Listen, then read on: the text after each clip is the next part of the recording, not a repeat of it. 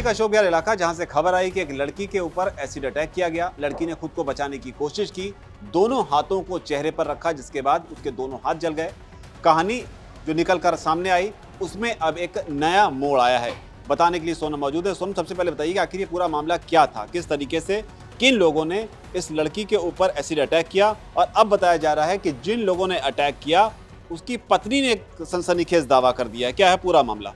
बिल्कुल। अब जो ये एसिड अटैक मामला, जो भी घटना हुई है, उसमें जो नया मोड़ आता हुआ दिख रहा है, उससे सब हैरान है। पहले हम इस घटना के बारे में जान लेते हैं। तो दिल्ली विश्वविद्यालय की 20 साल की छात्रा है, उस पर 3 युवकों ने एसिड फेंका। उसने ऐसा आरोप लगाया जिससे वो गंभीर रूप से झुलस गई। उसने अपने हाथ अपने मुंह पर करे, जिससे उसके जो हाथ हैं उस पर बर्न्स आ गए।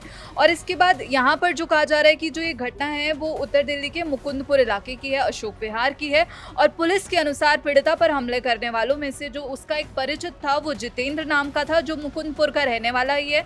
और जितेंद्र अपने साथियों यानी ईशान और अरमान के साथ मोटरसाइकिल पर आया। और जांच में ये सामने आया है कि ईशान ने जो है अरमान को एसिड की बोतल दी, जिसके बाद उसने छात्रा पर वो बोतल फेंक दी। और हमले के बाद तीनों आरोपी जो है मौके से फरार हो गए हैं।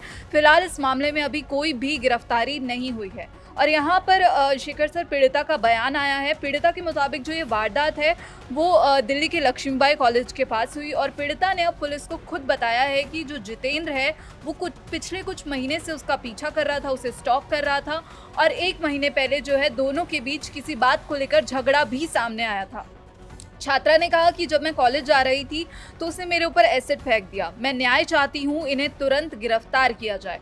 वहीं जो पीड़ित छात्रा है उसके भाई का भी यही बयान सामने आया है। उसके भाई का कहना है कि आरोपी जो है बहन को छेड़ते थे, जिसको लेकर बहन ने आरोपी की पत्नी से शिकायत भी की थी। हालांकि शिकायत के दौरान आरोपी की पत्नी ने उसकी बहन को धमकाया था। और अब जो यहाँ पर जो ट्विस्ट सामने आया है वो ये है कि जो मुख्य आरोपी है जितेंद्र, उसकी पत्नी ने जो है अब शिकायत दर्ज की है पीड़िता की पिता के खिलाफ। यहाँ पर बलात्कार, जिसके ऊपर एसिड फेंका गया है उनके पिता के ऊपर जिसने एसिड फेंका है उसकी पत्नी ने कोई शिकायत लगाई है। बिल्कुल बिल्कुल सही। यहाँ पर जो मुख्य आरोपी है जितेंद्र, उसकी पत्नी ने है पीड़िता के पिता के खिलाफ बलात्कार की लिखित शिकायत दर्ज की है। और यहाँ पर पीड़िता के पिता पर जो है सेक्सुअल एक्सप्लॉयटेशन और ब्लैकमेल करने का आरोप लगाया है।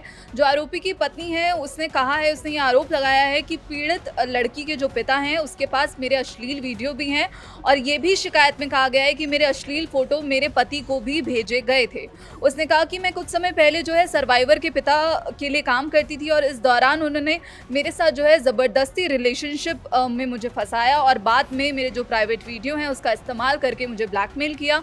और वहीं पर जो है अब जो सर्वाइवर है, जो यहाँ पर लड़की है, उसके चाचा ने कहा है कि लड़की के पिता काम के सिलसिले में बाहर गए हुए हैं। और उन्होंने ये भी कहा कि जो ये आरोप लगाए गए हैं, जो आरोपी की पत्नी के द्वारा लगाए गए हैं, वो जांच को भटकाने के लिए लगाए गए हैं। तो यहाँ पर पुलिस का यही कहना है कि पूरी इन्वेस्टिगेशन फिलहाल जारी है और नए नए एंगल अब इसमें खुलते हुए दिख रहे हैं, काफ़ी मोड़ आ रहे हैं। तो देखते हैं कि आखिर ये मामला कहाँ जाके सुलझेगा। तो मतलब जिसके ऊपर एसिड अटैक हुआ उनके पिता के ऊपर आरोप लगा दिया एसिड फेंकने वाले की पत्नी ने कि उन्होंने उनका रेप किया था। अब ये केस जो है थोड़ा सा उलझता हुआ नजर आ रहा है। हालांकि इन्वेस्टिगेटिव टीम जो है वो इसका इन्वेस्टिगेशन कर रही है। अब इसमें आगे जो भी डेवलपमेंट होगी वो हम आप तक लेकर आते रहेंगे। फिलहाल इस रिपोर्ट में